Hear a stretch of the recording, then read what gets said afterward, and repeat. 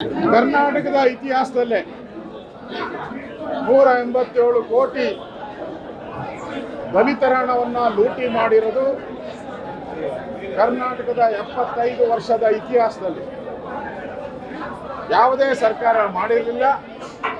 ಅಂತ ಒಂದು ಭ್ರಷ್ಟಾಚಾರದ ಬ್ರಹ್ಮಾಂಡವನ್ನು ಕಾಂಗ್ರೆಸ್ ಪಾರ್ಟಿ ಮಾಡಿದೆ. ಕಾಂಗ್ರೆಸ್ ಪಾರ್ಟಿ ಹೇಳ್ತಾ ಇತ್ತು, ನಾವು ದಲಿತರ ಚಾಂಪಿಯನ್ಸ್ ಅಂತ, ನಾವು ದಲಿತರ ಪರವಾಗಿದ್ದೀರಿ ಅಂತ.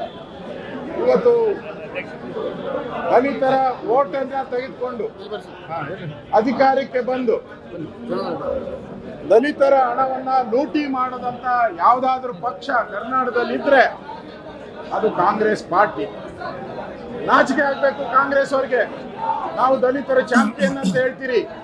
ಇವತ್ತು ಆತ್ಮಹತ್ಯೆ ಮಾಡ್ಕೊಂಡಿರುವಂತ ಯಾವ ಅಧಿಕಾರಿ ಇದ್ದಾನೆ, ನಿಷ್ಠಾವಂತ ಅಧಿಕಾರಿ, ಅವನು ಕೂಡ ದಲಿತ.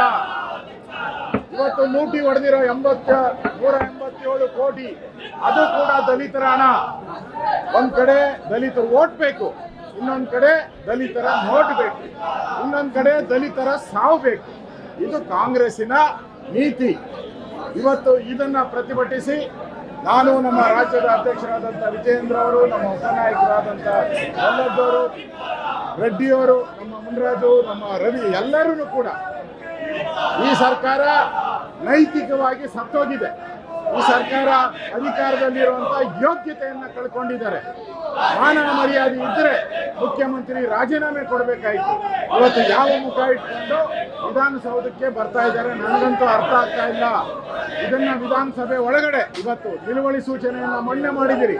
ಯಾವುದೇ ಕಾರಣಕ್ಕೂ ಈ ದಲಿತರ ಹಣವನ್ನು ನುಂಗಿದಂತ ಈ ಕಾಂಗ್ರೆಸ್ ಸರ್ಕಾರ ಅಧಿಕಾರದಲ್ಲಿ ಇರಬಾರದು. ಅಲ್ಲಿವರೆಗೂ ನಮ್ಮ ಹೋರಾಟವನ್ನ ನಾವು ಮಾಡ್ತೀವಿ. ಸಿಬಿಐಗೆ ಕೊಡಬೇಕು, ಮುಖ್ಯಮಂತ್ರಿ ರಾಜೀನಾಮೆ ಕೊಡಬೇಕು. ಇದರ ಹೋರಾಟವನ್ನ ನಾವು ವಿಧಾನಸಭೆ ಒಳಗಡೆನೂ ನಾವು ಮಾಡೋರಿದ್ದೀರಿ. ಅದೇ ರೀತಿ ಮೂಢ ಹಗರಣನೂ ಕೂಡ ದೊಡ್ಡ ಹಗರಣ. ಇವತ್ತು ಮುಖ್ಯಮಂತ್ರಿಗಳು ಬಚಾವ್ ಆಗೋಕ್ಕೆ ಅವರು ನ್ಯಾಯಾಂಗ ತನಿಖೆಗೆ, ಅದು ರಿಟೈರ್ಡ್ ಜಡ್ಜ್ ಮುಖಾಂತರ ಯಾವಾಗ ಸಿಎಂ ಮೇಲೆ ಆಪಾದನೆ ಬರ್ತೈತೆ ಅದಕ್ಕೆ ನ್ಯಾಯಾಂಗ ತನಿಖೆ, ಅದು ರಿಟೈರ್ಡ್ ಜಡ್ಜು. ಬೇರೆಯವ್ರ ಮೇಲೆ ಬಂದಾಗ, ಯಡಿಯೂರಪ್ಪನವ್ರು ಬಂದ್ಮೇಲೆ SIT, ರೇವಣ್ಣನ್ ಬಂದ್ರೆ SIT, ಬೇರೆ ಯಾರ ಮೇಲೆ ಬಂದ್ರೂ ಕೂಡ SIT ತನಿಖೆ.